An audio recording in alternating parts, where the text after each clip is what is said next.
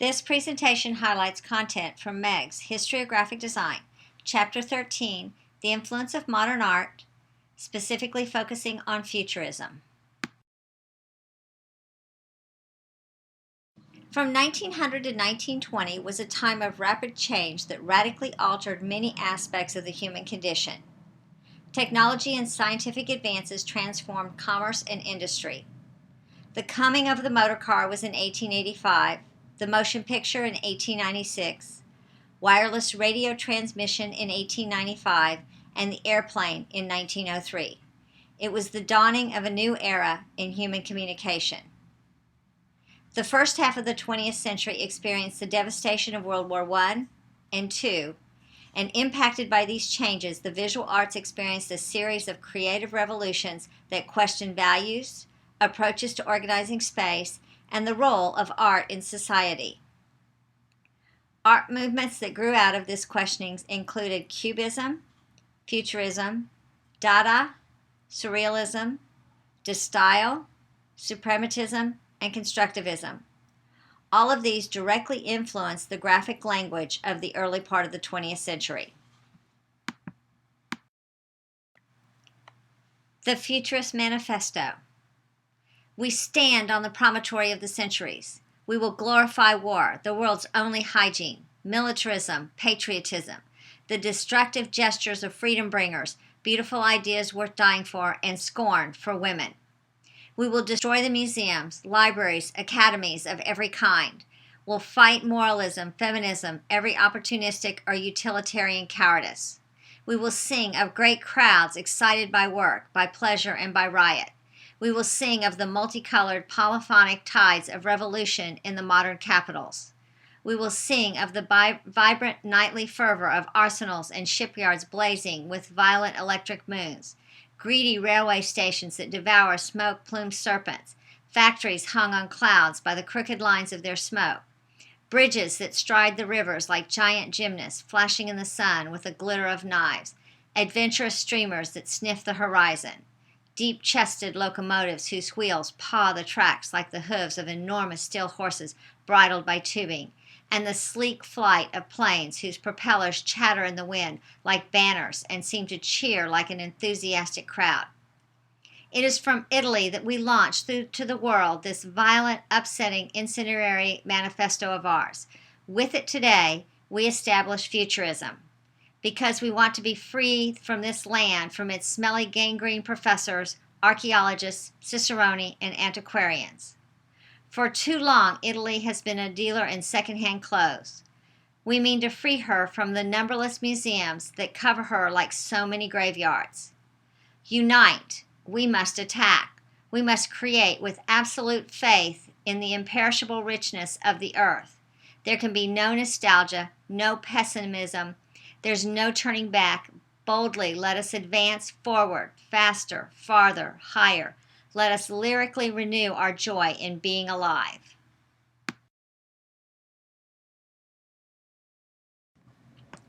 Futurism erupted onto the Paris scene when the manifesto by the poet Filippo Marinetti appeared on the front page of the newspaper La Figaro on February 20th, 1909. Futurism as a revolutionary movement was both an artistic and a nationalistic movement, sometimes subtle, sometimes crude. It called for all the arts to test their ideas and forms against the new realities. The Futurist poets believed that the use of different sizes, weights, and styles of type allowed them to merge painting and poetry, because the intrinsic beauty of letter forms, manipulated creatively, transformed the printed page into a work of visual art.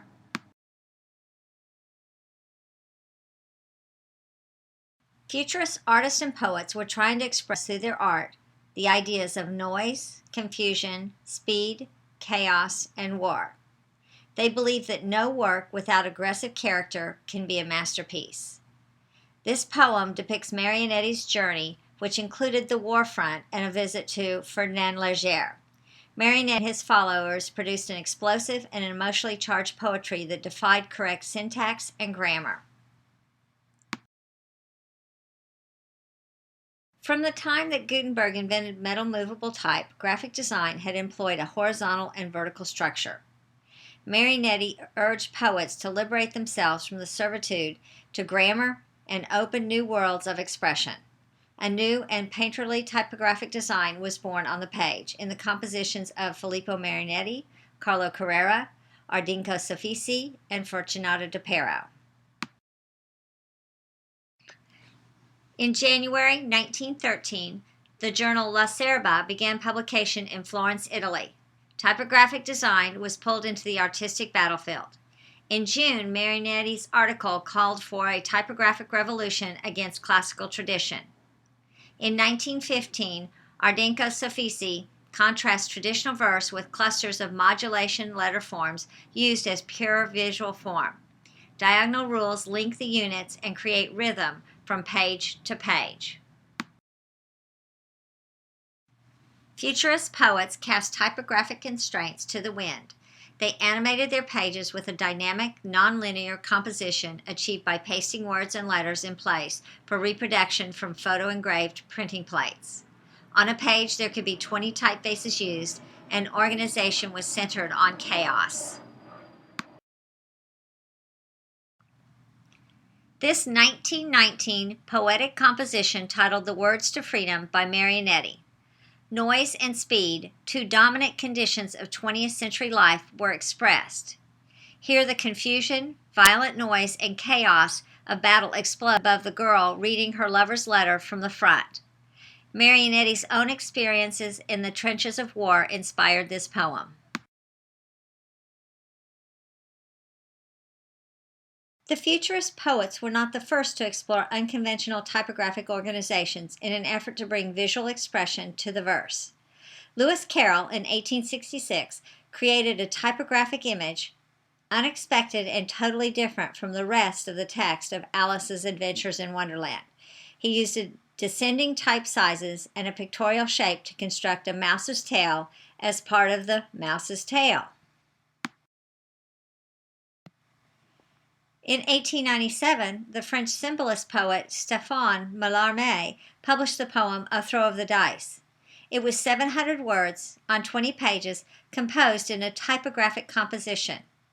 Rather than set the poem in columns, he used the white space to disperse the content.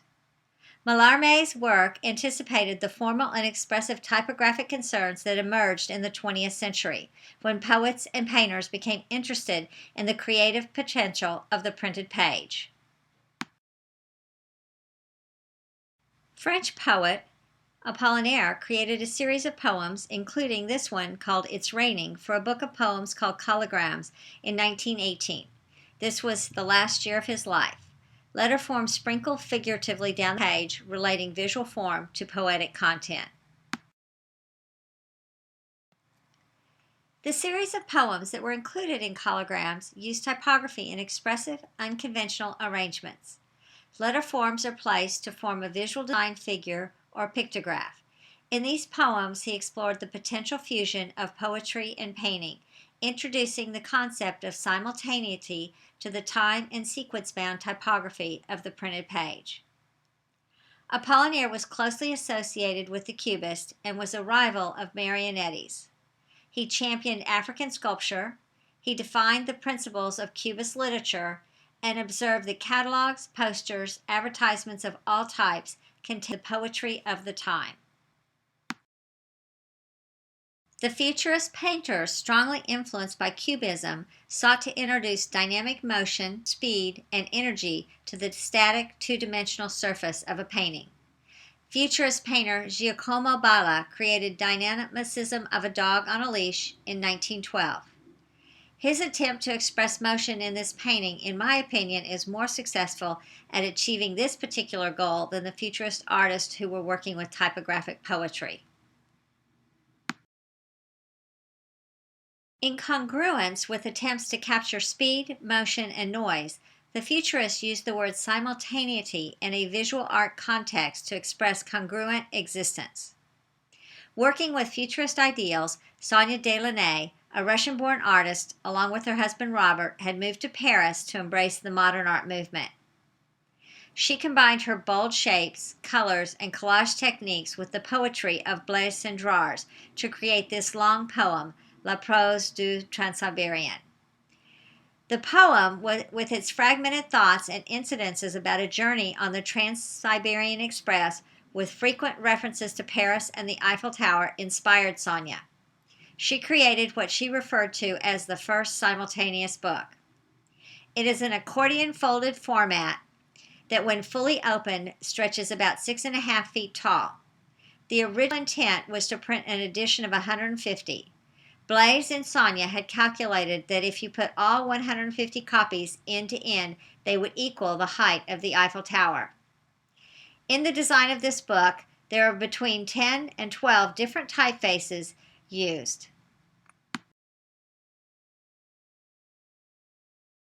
Futurist artist Fortunato de Pero is most known for having successfully applied the Futurist philosophy to graphic and advertising design. For this 1924 poster for the new Futurist Theater Company, he uses flat planes of vibrant color and an emphasis on diagonal composition. His use of angular, repetitive forms produces a kinetic motion on the printed page. In 1927, de Pero published Dynamo Azari. It is a compilation of his typographic experiments. The covers are a heavy blue poster board, and the book is bound by two massive chrome bolts. The sheer size of the bolts declares the book to be a physical object and also a work of art. Delaunay and de Pero's contributions to the Futurist art movement were also precursors to the book arts movement that has flourished in recent years. The Wolfsonian Museum down in South Beach has an extensive collection of pieces significant to design history, including a copy of de Pero's Dynamo Azari. Fortunato de Pero applied Futurist ideas to graphic design. He produced a prolific body of work, numerous posters, magazine covers, including these two for Vanity Fair, and advertising. Futurism impacted graphic design more so than other genres of the modern art movement. Futurism was also a major influence upon other artists that were looking for new ways to express themselves, including the Dadaists, the Constructivists, and the De Stijl movement.